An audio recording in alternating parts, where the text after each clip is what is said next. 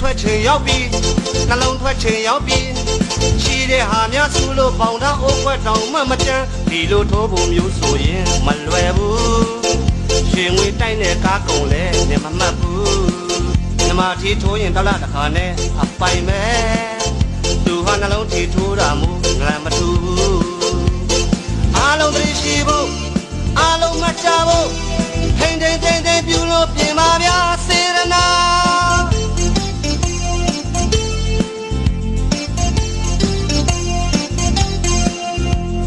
ချင်းနှလုံးတွေ့တော်နေသမင်းဟင်းမချက်တော်မေ